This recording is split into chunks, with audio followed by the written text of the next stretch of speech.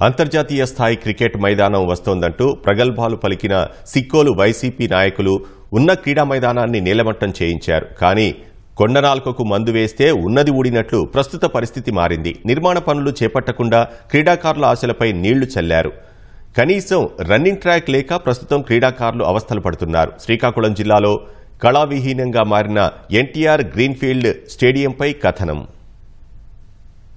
YCP ప్రభుత్వ అనాలోచిత నిర్ణయాలు శ్రీకాకుళం జిల్లాలో క్రీడాకారుల పాలిట శాపంలా మారాయి. ఆముదాల వలస మండలం జగ్గుశాస్త్రులపేట వద్ద 2016లో సీఎం చంద్రబాబు 2,10,00,000తో ఎన్టీఆర్ గ్రీన్ఫీల్డ్ స్టేడియాన్ని ప్రారంభించారు. అథ్లెటిక్స్, తైక్వాండో శిక్షకులతో పాటు వివిధ పోటీ పరీక్షలకు సిద్దమయ్యే వారితో గతంలో ఈ మైదానం సందడిగా ఉండేది. అయితే వైసీపీ ప్రభుత్వం వచ్చాక అంతర్జాతీయ స్థాయి క్రికెట్ మైదానం అంటూ ఆ పార్టీ నాయకులు ఊదరగొట్టారు. కొత్త మైదానం పేరు చెప్పి కోట్లతో నిర్మించిన స్టేడియాన్ని కూల్చేశారు. అప్పటి సభాపతి తమ్మినేని సీతారాం కొత్తది నిర్మిస్తామని శిలాఫలకాలు ఆవిష్కరించారు.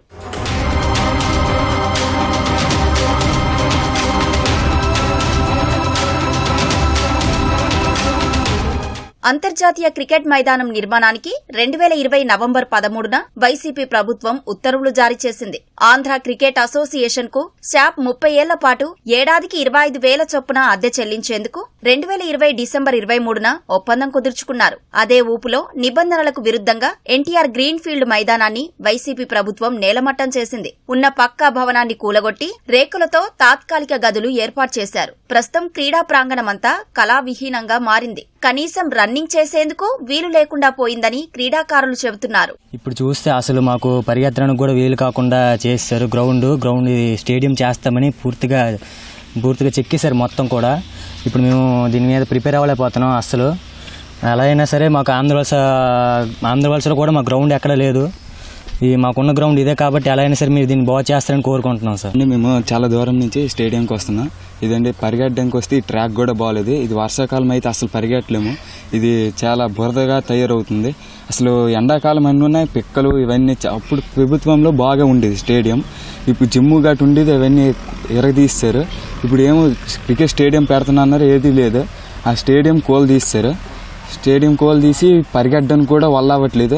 ఒకప్పుడు ఇక్కడ ఒక 5 years బ్యాక్ స్టేడియం కడతామని చెప్పారు. ఇక్కడ జిమ్ ఎక్విప్మెంట్స్ అన్నీ ఉండేవి. కానీ ఇప్పుడు మొత్తం కోల్ దోసి ఒక 4 years బ్యాకే కోల్ దోస్తారు.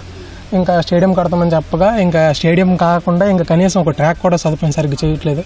మాకు రన్నింగ్ అయితే చాలా ఇబ్బంది అయిపోతుంది. మైదానం జిల్లా కేంద్రానికి దూరంగా ఉండడంతో పాటు బౌండరీ లైన్, గ్యాలరీ, పార్కింగ్, ఇతర భవన నిర్మాణాలకు అనువుగా లేదనే విషయాన్ని ఆంధ్ర క్రికెట్ అసోసియేషన్ దృష్టికి వెళ్లింది. కేవలం అధికార బలంతో వైసీపీ నాయకులు అనుమతులు తీసుకొచ్చారన్న విషయం జిల్లా క్రికెట్ సంఘ సభ్యులు ఏసీఏ దృష్టిలో పెట్టారు. దీంతో ఏసీఏ ప్రతినిధులు జిల్లాలో మరో చోట మైదానం నిర్మించడానికి స్థలాల పరిశీలన ప్రారంభించారు. ఆంధ్ర క్రికెట్ అసోసియేషన్ విడుదల చేసిన 40 లక్షల నిధులు వైసీపీ ప్రభుత్వం పక్కదారి పట్టించారనే ఆరోపణలు వినిపిస్తున్నాయి. భూముల ధరలు పెరగడానికే ఇలా చేశారన్న విమర్శలు ఉన్నాయి. ఇక్కడ ఆముదాల వలస మండలం ఇక్కడ క్రీడలకి చాలా ప్రాధాన్యత ఉంది. ప్రతి ఒక్కరూ క్రీడల్లో రాణిస్తూ ఉంటారు.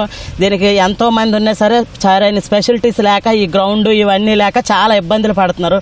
దయచేసి ఈ గ్రౌండ్ బాగు చేసి మంచిగా చేస్తే చాలా మంది క్రీడాకారులు తయారవుతారని మేము కోరుకుంటున్నాం. ఇంతకు ముందు గ్రౌండ్ అనేది మెయింటెనెన్స్ అనేది కొంతవరకు బాగుండేది సార్. ఇప్పుడు ఈ మధ్యకాలంలో ఏమవుతుందంటే దీన్ని పట్టించుకునే వాళ్ళే ఎవరు లేకపోయింది. సో వీలైనంత త్వరగా ఎవరైతే దీని అథారిటీస్ ఉంటారో లేకపోతే మన పొలిటీషియన్స్ అయినా ప్రజాప్రతినిధులు ఎవరైనా ఉంటే వాళ్ళు కొంచెం ఈ గ్రౌండ్ గురించి పట్టించుకొని వీలైనంత త్వరగా ఈ గ్రౌండ్కి ఒక మంచి వాకింగ్ ట్రాక్ అయితేనేమి లేకపోతే జిమ్ అయితేనేమి ఏర్పాటు చేస్తే ఇది చాలామందికి యూజ్ అవుతుంది. మినిమం గ్రౌండ్ మెయింటెనెన్స్ కూడా ఉండదు. వర్షాకాలంలో అయితే పొదలు, గడ్డి, చెట్లతో ఫుల్గా నిండిపోయి ఉంటుంది. దీనికి శాశ్వతంగా పరిష్కారం చూపిస్తారని ఆశిస్తున్నాను. సభాపతి తమ్మినేని సీతారాం శంకుస్థాపన చేసినప్పటి నుంచి మైదానంలో ఎలాంటి అభివృద్ది పనులు జరగలేదని డిఎస్డీఓ శ్రీధర్ బాబు తెలిపారు. 2020లో ఏసీఏ వాళ్ళకి రాష్ట్ర ప్రభుత్వం ఆదేశాల మేరకు అది world class cricket stadium develop చేయడానికి గురించి 30 years లీజ్కి ఇవ్వడం జరిగింది. ఎవ్రీ ఇయర్ మనకు వచ్చేమో 25,000 అమౌంట్ గవర్నమెంట్ అమౌంట్ కట్టడానికి వాళ్ళు world class stadium cricket stadium develop చేయడానికి తీసుకున్నారు. లాస్ట్ 3 years వరకు వాళ్ళు రెగ్యులర్గా పేమెంట్స్ అని కట్టడం జరిగింది. ఈ ఇయర్ డ్యూ ఉంది.